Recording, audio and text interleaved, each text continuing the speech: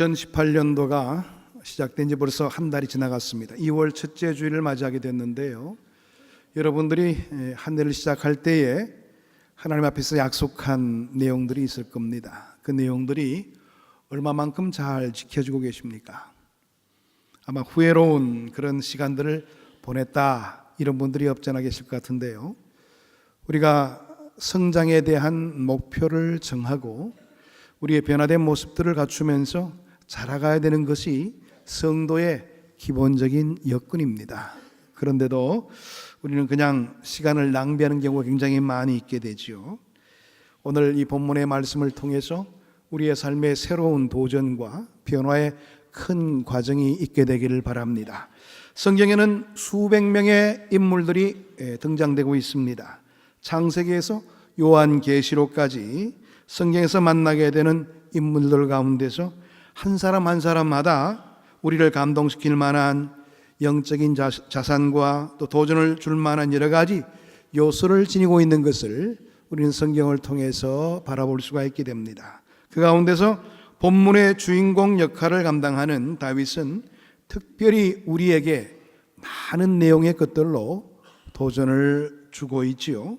누구든지 성경을 쭉 읽어 내려가다가 이 본문의 말씀에 이르게 되면 잠깐 생각을 하지 않을 수가 없습니다. 하나님은 도대체 다윗이 어떤 사람이었길래 하나님의 마음에 맞는 사람이라 이렇게 평가를 내리실까? 그런 부분에 대해서 우리는 조금 의문을 가지기도 하고요. 또 부러운 마음으로 바라볼 때가 있습니다. 본문 22절에는 하나님께서 다윗을 만났다고 그렇게 기록되고 있습니다. 그 말은 다윗을 처음 만났다는 의미로도 이야기해 볼 수가 있겠고요. 또 어떤 면에서는 한참 다윗을 만나서 겪어온 다음에 다윗을 평가하는 말씀의 내용이 아닌가 이렇게 내어다 볼 수도 있습니다. 내가 이새의 아들 다윗을 만나니 내 마음에 맞는 사람이라 내 뜻을 다 이루리라 하시더니, 여기에서 마음에 맞다라는 이 말은 마음에 든다는 그런 의미를 가지고 있습니다. 우리가 인간관계에서 경험하듯이 마음에 맞는 사람과는 서로 주고받는 것이 없어도 잘 통합니다. 그렇지 않습니까? 저 양반한테 내가 뭐 받은 것도 없는데 저 양반만 바라보게 되면 그 양반이 가지고 있는 생각들을 내가 익히 알게 되고 그분과 소통을 계속 해오는 것처럼 느낌을 받을 때도 있죠. 그만큼 마음이 잘 통하는 사람일 경우에는 그런 모습을 보이기도 합니다. 하나님께서 다윗을 향해서 그와 같은 마음을 느끼셨다는 그런 의미입니다. 도대체 다윗이 어떠한 사람이길래 천지 만물을 창조하신 하나님의 마음에 드는 사람이 되었을까요? 우리의 경우에도 회사 생활을 하는 사람들 가운데서는 상관의 마음에 들게 한다는 게 쉽지 않다는 걸 많이 느낄 수 있을 것입니다. 나는 최선을 다해서 일을 하는데 항상 그 상사는 나를 향해서 도대체 이 일을 그따위로 하느냐 뭐 이렇게 야단을 칠 때도 있죠. 그렇게 될 때는 마음이 왜소화되기도 하고 또 굉장히 마음이 위축되는 그런 경험들을 해본 적이 있을 것입니다. 그런데 다윗이 전능하신 하나님의 마음에 들었다니까 얼마나 굉장한 일입니까? 그러니까 우리의 심부에 있는 생각까지도 다 헤아려 보시는 하나님께서 다윗을 향해서 너는 내 마음에 맞는 사람이라 이렇게 평가를 했다면 얼마나 다윗이 대단한 사람인가를 충분히 생각해 볼 수가 있습니다.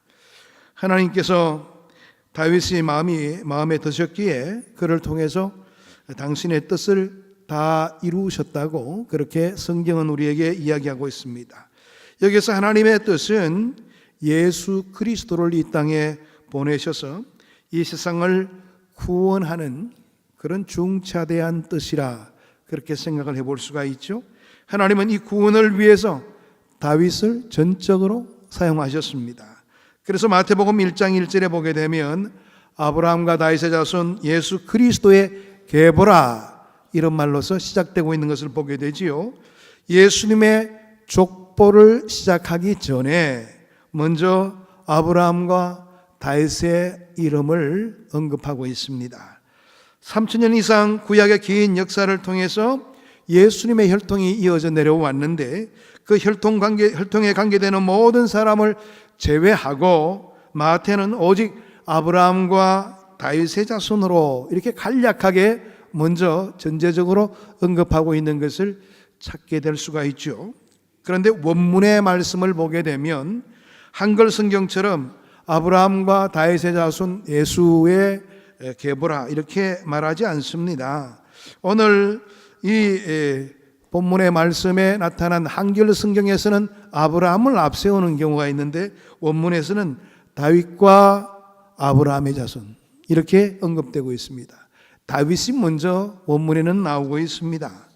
마태는 아브라함의 가치보다도 다윗의 가치를 더 앞세우려고 했던 것 아닌가 생각해 볼 수가 있죠. 다시 말해서 다윗이 예수께서 세상에 오시는 길을 닦아 놓았는데 아브라함보다도 더 결정적인 역할을 감당했다. 이렇게 마태는 보고 있었던 것 같습니다. 하나님께서 다윗을 그렇게 사용했다고 본 것입니다. 그가 하나님의 마음에 드는 사람이었기 때문에 그런 특별한 역사를 허용하셨던 것이지요. 오늘날 우리는 다윗과 같은 사람이 될 수는 없습니다. 다윗은 다윗이고요. 우리는 우리입니다. 다윗이 한 일을 우리가 대신 할 수 있는 것도 아니지요. 벌써 우리는 수세기 동안 그 차이가 나는 그 사람을 우리가 소급해서 꼭 그대로 살아간다는 것은 쉽지 않은 일입니다. 또 하나님께서 다윗에게만 특별히 맡기신 일들이 있죠. 그렇기 때문에 다윗과 똑같이 살아간다는 것은 어려운 것이지요. 그러나 우리는 이런 다윗을 보면서 한 가지 욕심은 낼 수가 있습니다. 그것은 뭐냐면 나도 다윗처럼 하나님의 마음에 맞는 사람이 될 수 없을까 하는 열망입니다. 나도 이 세상에 한번 태어나서 다윗처럼 하나님의 마음에 꼭 맞는 사람이다 이렇게 칭찬을 받을 수 있는 그런 삶은 살 수 없을까 하는 그런 우리의 생각들은 가질 수가 있을 것입니다. 그런데 열망만 있고 그것으로 그친다면 우리의 삶에는 아무런 변화가 주어지지 않을 것입니다. 이와 같이 하나님의 마음에 맞는 자가 되려면 구체적인 우리의 삶의 목표를 세워야 되는 것이지요. 목표를 세운다는 말은 책임의식을 갖는다는 그런 말과도 동일한 의미를 가지고 있습니다. 목표가 있는 사람은 그 목표를 달성하기 위하여 그만큼 책임감 있게 행동하게 된다는 말입니다. 그러나 목표가 없는 사람은 사실 보게 되면 책임의식도 없는 것이지요. 따라서 목표를 세워서 꾸준히 노력하는 사람이 그만큼 성공할 수 있는 확률이 높다고 볼 수가 있는 것이지요. 마찬가지로 우리가 하나님의 마음에 드는 사람이 되기를 소원한다면 몇 가지의 목표는 우리의 삶 속에 설정해 놓고 최선을 다하는 그런 모습을 보여야 될 것입니다. 첫 번째로 우리에게 변화의 목표가 있어야 되지 않나 저는 그렇게 생각을 해보았습니다. 우리가 수년간 신앙생활을 하면서 여전히 고쳐지지 않는 것들이 있을 것입니다. 고치고 싶은데 왜 이렇게 고칠 수가 없나 이런 부분들이 있을 거예요. 그만큼 노력하지 못한 연고이기 때문이 아닌가 그런 생각을 가져볼 수가 있게 되는데요. 이렇게 예배에 나와서 찬송하고 기도하고 말씀을 듣는 사람들은 비록 믿음이 약하다 할지라도 벌써 그 마음에 성령께서 강력하게 역사해 주시지요. 그래서 성령의 음성에 예민하게 반응하게 되고 신앙 양심이 작동하게 됩니다. 그래서 내가 이래서는 안 되는데 이것은 고쳐야 될 텐데 내가 이것을 안 고치면 신앙생활을 바르게 할 수 없는데 이런 마음을 갖게 되는 것입니다. 각자의 마음에 그런 어떤 반성의 기미가 나타나게 되는 것이지요. 이것은 성령이 가르쳐 주시는 것으로서 매우 중요한 부분이라 생각해 볼 수가 있습니다. 이런 것들은 빨리 고쳐져야 되는 것이지요. 생각만 가져서는 안 된다는 것이지요. 그 반성하는 대로 우리가 그렇게 살 수 있는 그런 우리의 결단이 필요하다는 것입니다. 그렇지 않은 한 우리는 하나님의 마음에 맞는 사람이 될 수가 없는 것이지요. 변화가 무엇입니까? 하나님의 마음에 맞지 못하는 요인들을 찾아서 제거해 가는 거, 이게 변화가 아니겠습니까? 나에게 꼭 변화를 가져와야 될 것이 무엇인지를 이 시간 한번 생각해 보시기를 바랍니다. 나는 어떤 면을 고쳐야 되는가 말이에요. 하나님의 사람이 되기 위하여 나는 어떤 것을 고쳐야 될 것인가, 그런 고민들이 있어야 된다는 겁니다. 한두 가지 예를 들자면은 미지근하거나 소극적인 태도로 신앙생활을 하는 사람들을 우리가 생각해 볼 수가 있습니다. 그런데 우리가 그 사람의 다른 면을 바라보게 되면 절대로 소극적인 것이 아니라는 것을 느껴볼 수가 있죠.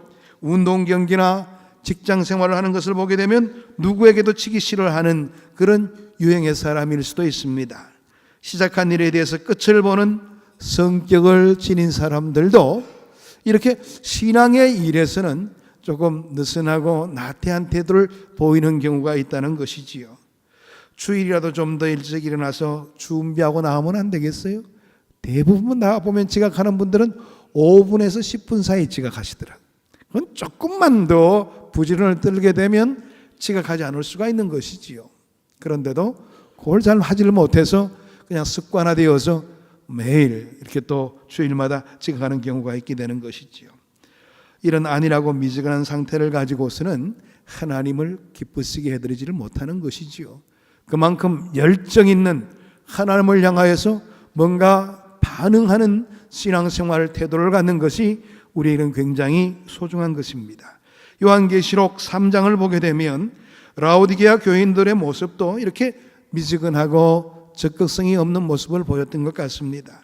가슴에 뜨거운 열정이 식어져 버린 것이지요. 이들을 향해서 요한계시록 3장 16절의 말씀에서 주님은 다음과 같이 말씀하십니다.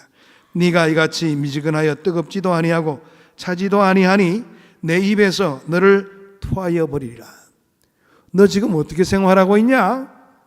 너는 신앙생활 하는 것도 아니고 안 하는 것도 아니고 내가 너를 바라보게 될 때 어떻게 평가를 내릴 것 같냐? 내가 너를 내칠 수밖에 없어. 여러분들이 잘 알고 있는 구약의 역사를 보게 된다면 구약의 역사 가운데서 이스라엘 백성들의 모습을 보세요. 그들은 때가 되면 주님의 전에 나와서 경배하고 제사 드린다고 호들갑을 떨었습니다.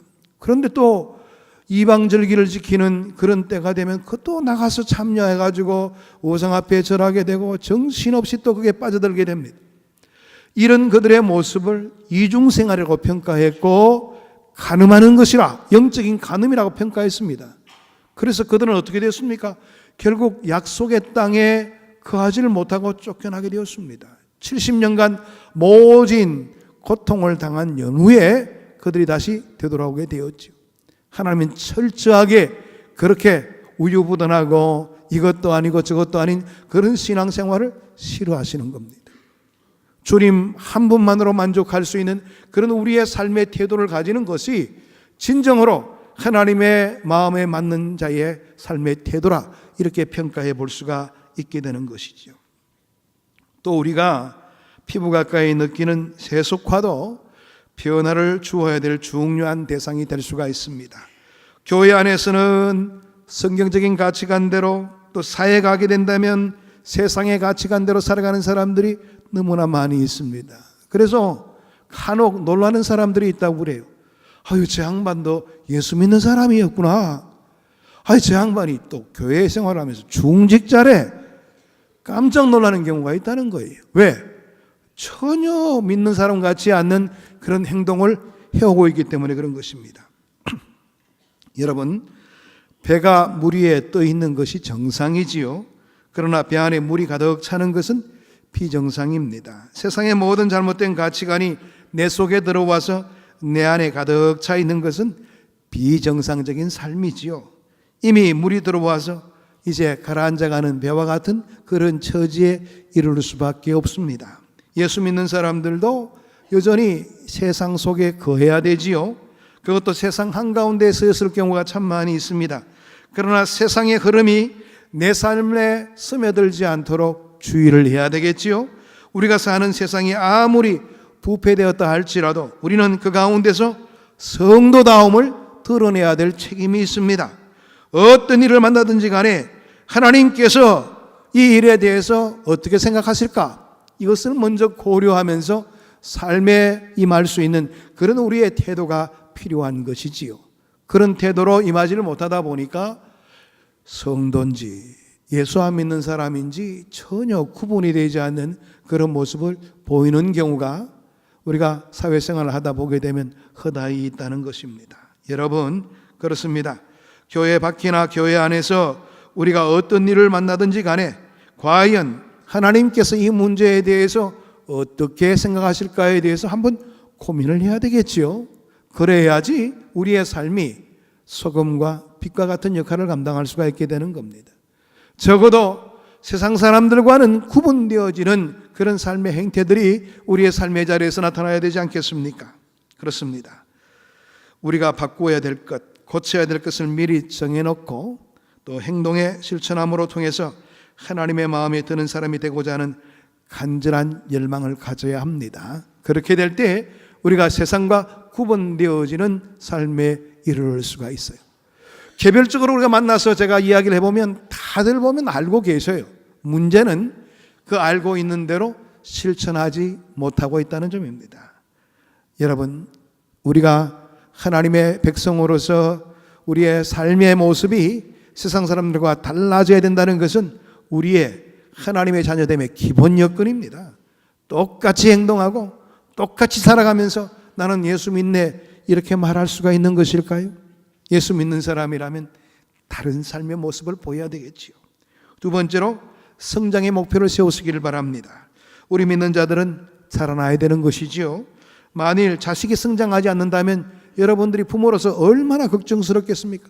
하나님께서 우리를 바라볼 때도 믿은 지 10년, 20년이 지나고 났음에도 불구하고 아직까지 여전히 손가락만 빨고 앉아있다면 이게 문제가 되는 것 아니겠습니까? 어린아이의 모습 그대로 유지하고 있다면 그건 걱정거리죠.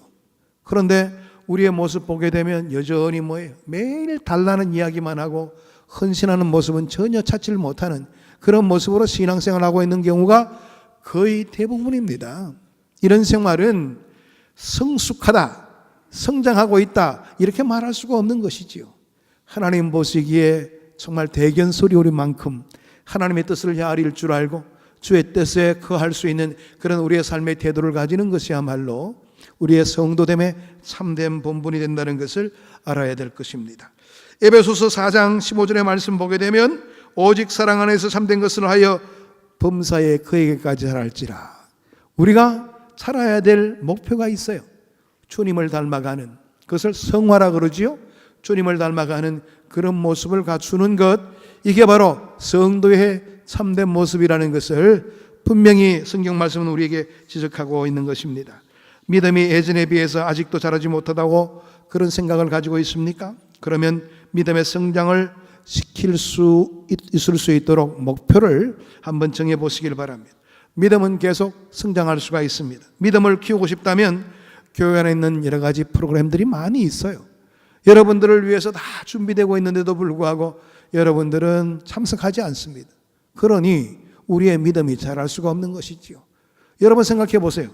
주일날 한번 딱 나오는 것으로 여러분들의 신앙이 자랄 것 같습니까? 절대 그렇지 않습니다. 날마다 생활할 수 있는 신앙의 참된 모습들이 우리의 삶의 모습 속에 나타나야 되겠죠. 믿음을 키우고 싶다면 더욱더 열심히 교회 생활에 임할 수 있는 그런 태도가 필요합니다. 그리고 믿음 좋은 사람을 가까이 대하시길 바랍니다. 친구를 사귀더라도 꼭 믿지 않는 친구들을 사귀어가지고요, 그 믿지 않는 사람들에게 속해 있으면서 내가 신앙생활 잘할 수 있다, 그렇게 자신할 수 있는 사람들이 몇 사람이나 될까요? 없습니다. 내 주위에 믿음이 좋은 사람들을 많이 친구로 둘 수 있는 그런 태도가 필요한 것이지요. 또 믿음을 키울 수 있는 일이라면 무엇이든지 간에 시간을 내어서 뛰어들길 바랍니다. 그러면 믿음이 자라나기 마련입니다. 우리가 하나님을 아는 일에도 계속 성장해야 되겠지요. 하나님을 한번 알았다고 그것으로 다 한 것은 아닙니다. 하나님에 대해서 많이 알 수 있도록 하나님께서는 우리 손에 성경을 허락하셨죠. 성경을 보게 되면 하나님이 누구신지, 하나님이 나에게 원하는 것이 무엇인지, 하나님이 이 세상을 향해서 어떤 큰 계획을 가지고 계시는지를 우리는 충분히 깨달을 수가 있게 됩니다. 성경을 많이 알수록, 성경을 마음에 담고 주야로 묵상하는 사람이 될수록 하나님에 대한 지식이 더욱더 많아질 수가 있게 되는 겁니다. 여러분, 우리가 성장하게 되면서 부모의 마음을 헤아릴 수가 있잖아요. 마찬가지입니다. 우리가 영적으로 성장하게 되면서 하나님의 뜻을 헤아릴 수 있는 그런 사람이 되어야 되지 않겠습니까? 하나님의 뜻을 알아가기 위해서 하나님께서는 우리의 손에 성경을 허락해 주셨습니다. 여러분, 이걸 장식으로 가져다니지 마시고요, 읽으시기를 바랍니다. 정말로 이번 한 해는 성경을 열심히 읽어서 그래도 일독은 해야 되지 않겠나, 이런 뜻을 한번 정해보시기를 바랍니다. 여러분의 신앙 인격은 어떻습니까? 믿음은 좋아 보이는데요, 기도는 세게 하는 것 같은데 신앙 인격이 잘하지 않는 사람들이 종종 있는 것을 보게 됩니다. 그래서 날마다 교회 생활에 사고를 일으키고 사람들에게 상처를 주는 경우가 있지요. 예수 믿는 사람의 신앙 인격은 계속 자라도록 되어 있습니다. 성숙하도록 되어 있는 것이지요. 그렇습니다. 우리가 작년보다 올해가 더욱더 예수를 닮아가는 그런 모습이 보여야 될 것인데 전혀 가능성이 없는 경우가 생기게 된다면 이거 참 문제인 겁니다. 그래서 만나는 자들에게 진정으로 기쁨을 줄 수 있고 덕을 세워가면서 주변에 있는 사람들에게 유익을 줄 수 있는 그런 삶이 거해야 될 것인데 우리는 그렇지 못하는 경우가 허다히 많다는 것입니다. 우리가 자신의 모습을 솔직하게 시인하고 내 믿음을 키워야겠다, 하나님에 대한 지식을 계속 알아야 되겠다, 내 신앙 인격도 키워야 되겠다, 이렇게 작정하시고요, 열심을 한번 내보시기를 바랍니다. 성장의 목표를 정해놓고 노력하게 되면 하나님께서 그에게 합당하게 변화의 과정들을 허락해 주실 것입니다. 이런 변화의 과정을 통해서 우리는 하나님의 마음에 맞는 사람이 되어갈 수가 있는 겁니다. 세 번째로 헌신의 목표를 세우시기를 바랍니다. 헌신이란 하나님께서 기뻐하시는 일을 위해서 매일 신실하게 삶을 사는 것을 말하겠지요. 모든 것을 하나님의 영광을 위해서 드리고자 하는 신실한 자세가 헌신인 것입니다. 종교개혁자인 존 칼빈은 이렇게 이야기를 했습니다. 주님께서 우리의 구원하신 목적이 어디 있는지를 아십니까? 우리 자신과 우리 모든 지체를 그분에게 거룩하게 드리도록 하기 위해서 구원했습니다. 그렇게 많은 사람들에게 우리의 구원의 목적에 대해서 설명을 했습니다.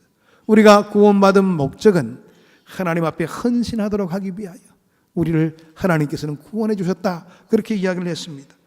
그래서 구원받은 우리는 내 소유가 없는 겁니다. 왜? 하나님이 전적으로 다 책임져 주시는 그런 특별한 은혜가 우리에게 주어지기 때문에 그런 것이지요. 하나님의 영광을 위해서 아낌없이 헌신해야 될 우리의 삶의 과제만 있다는 겁니다. 로마서 11장 36절의 말씀을 보게 되면 이런 내용의 말씀이 있습니다. 이는 만물이 주에게서 나오고 주로 말미암고 주에게로 돌아감이라 그에게 영광이 세세에 있을지어다. 아멘. 만물이 하나님의 손에 의해서 만들어졌다고 말하고 있습니다. 그리고 하나님의 손에서 이 모든 우주 만물이 보존되고 있다는 겁니다. 결국 이 모든 우주 만물이 하나님의 손으로 마지막에는 돌아가도록 되어 있다는 겁니다.